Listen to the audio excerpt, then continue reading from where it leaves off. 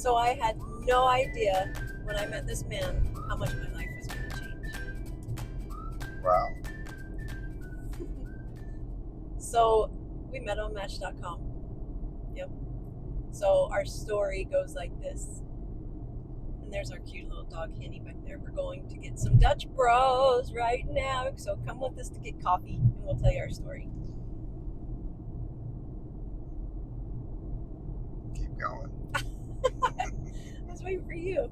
So anyway, we like I said, met on Match.com. We cannot remember who messaged who first, but he had a picture of him with a hat down low, and I mean you couldn't even see his face, but I like what he wrote, and so it's probably me that reached out first.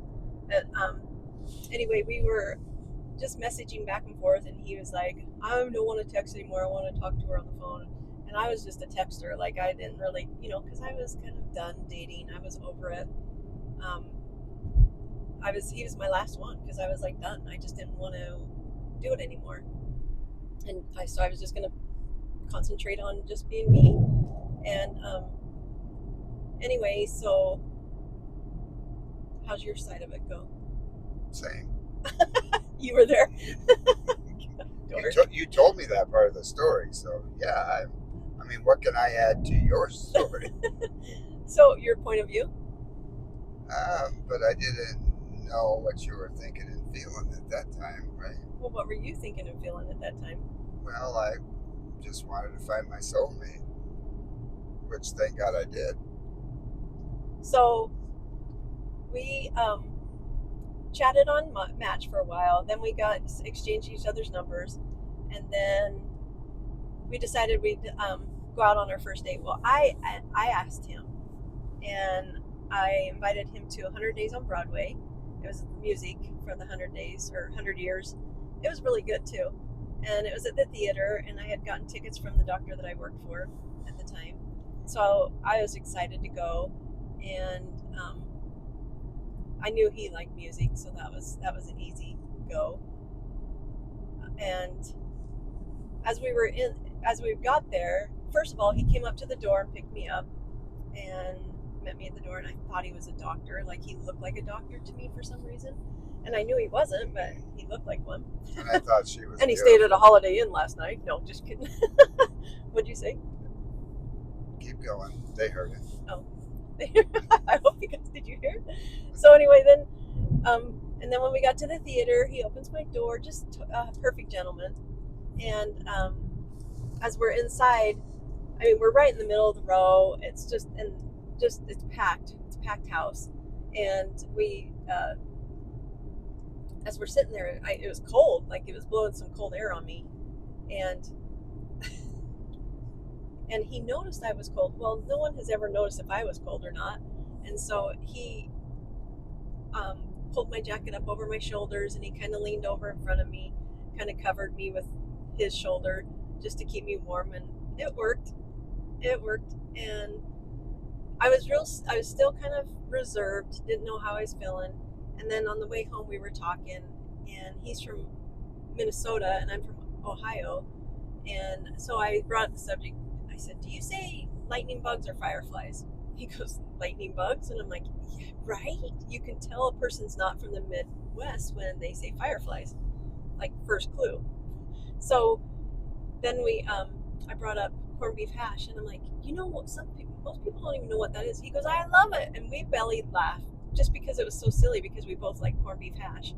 And that's just a Midwest thing too, I guess. And so I hadn't had a belly laugh for years. I mean, just a belly laugh. And so I was really, really drawn to him. And his eyes were so soft and so kind. And we sat there and talked for a while. And then we went on our second date, and went to dinner, and I wasn't feeling well. And so we came back to my apartment. And he says, well, I can stay with you. And I said, no, go ahead and go home. Well, a few hours later, I texted him and said, man, I'm getting worse. And so anyway, he ended up coming and just staying and talking with me and helping me get through that. I just was sick. which is weird because I would never ever let anyone else do that, and I don't know why I felt safe with him to come back and spend time with me. I mean, that's our second date. Then the next day, I'm out riding horse, and she calls me and says she's in the hospital. And were going to admit me, and because I went to the emergency room, and they admitted me, and I was having bad stomach, so it turned out I had kidney stones, and anyway, I had changed my clothes, and they said change your clothes and then open the door when you're ready. And so I changed my clothes, and I was just opening the door, and I looked out, and there was this cowboy like looking guy. He had boots on, jeans, bald head, really cute. And I was like, dang, he's cute. And he turned around, and it was Alan. And my heart just melted because he's like, nobody should be in the hospital alone. And we've been together ever since, let's just say that. We have. So we dated for 5-6 months, I guess. My goal was to date for every season of the year: winter, spring, summer, and fall. And we pretty much made it.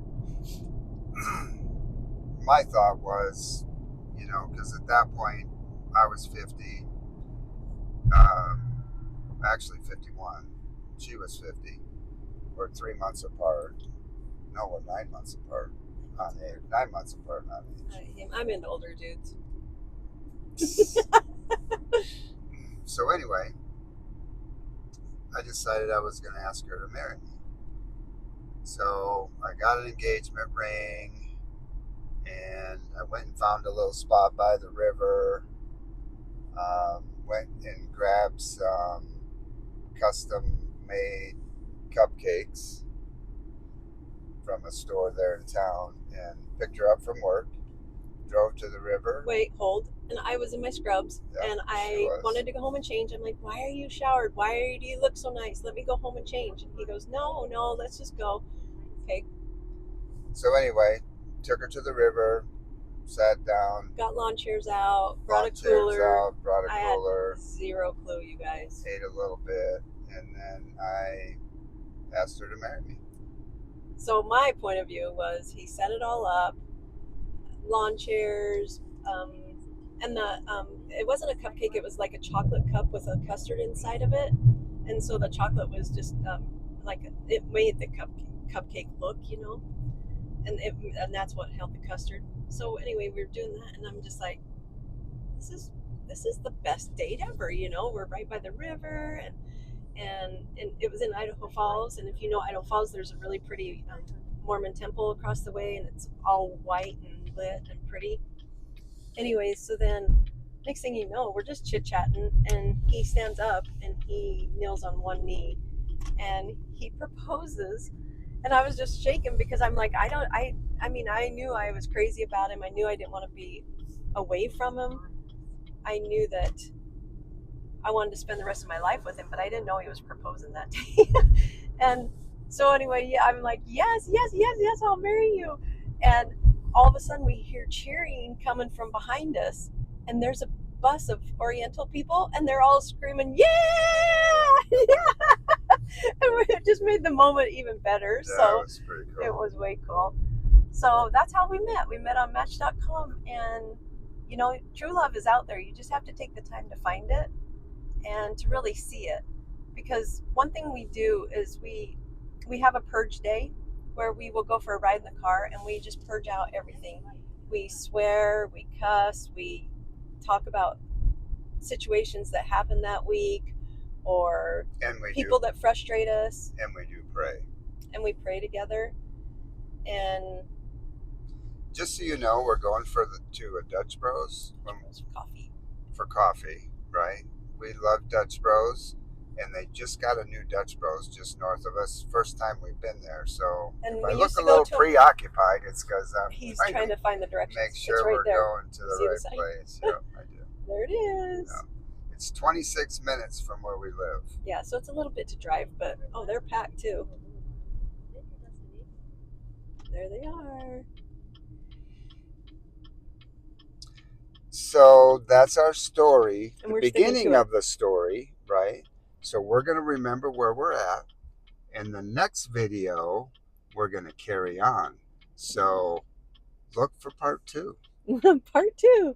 Peace out. Peace out, home slice. See you later.